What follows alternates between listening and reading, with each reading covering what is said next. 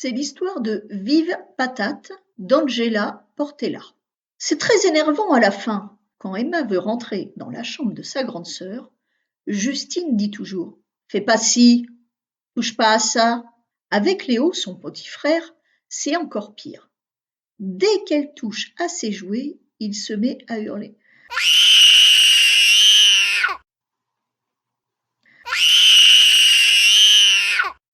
Quel cauchemar celui-là! Ça ne peut plus durer. Emma doit trouver une solution. Un matin, en se réveillant, elle décide de ne plus jamais jouer avec eux. À partir d'aujourd'hui, je ne reste qu'avec Patate. Patate, c'est l'ombre d'Emma. Avec elle, il n'y a jamais de problème. Quand Emma lui dit « Lève le bras », elle lève le bras. Quand elle lui demande « On danse », elle danse. Et quand Emma se déguise en duchesse, Patate ne lui fait pas de remarques sur sa robe, sur son chapeau non plus d'ailleurs. Patate ne dit jamais « Il est horrible ce chapeau à fleurs, ça ne va pas du tout avec ta robe ». Bref, avec Patate, Emma peut faire ce qu'elle veut quand elle veut. Elle se sent libre, comme un oiseau qui vole. Mais avoir comme seul ami son ombre, est-ce vraiment possible? Ce matin-là, avant de partir à l'école, Emma est inquiète. Aujourd'hui, c'est l'élection des délégués de classe et ça fait un peu peur quand même. Elle aimerait bien un petit câlin pour se rassurer, mais à qui demander?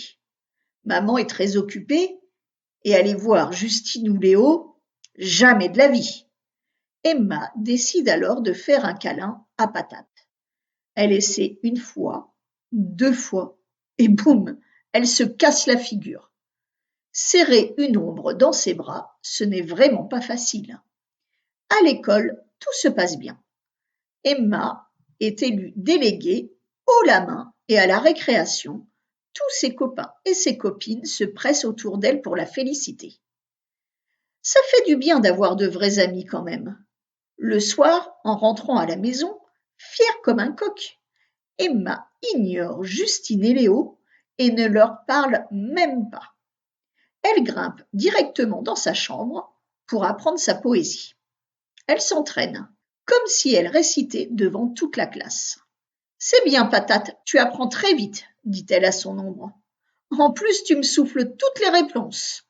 Y a pas à dire, c'est vraiment bien une ombre. Ça ne râle pas, ça ne bave pas et ça ne pue pas. » Arrive l'heure du dîner. Maman appelle tout le monde à table. Emma dévale l'escalier et demande « Qu'est-ce qu'on mange ce soir ?» Du poisson et des épinards. Berk ! Mais je déteste le poisson et les épinards. Bof. Déçue, elle s'installe à table et regarde son assiette avec dégoût. Tandis que Justine et Léo dévorent leur plat. Emma mange du bout des lèvres et se met à penser. Dommage que Patate ne puisse pas manger à ma place. Pour ne rien arranger, c'est au tour d'Emma de débarrasser. Et pour ça non plus, Patate ne peut pas l'aider. Découragée, elle commence à regretter sa décision d'ignorer son frère et sa sœur. Elle monte se brosser les dents toute seule. Elle coiffe ses cheveux toute seule. Elle prépare ses habits du lendemain toute seule.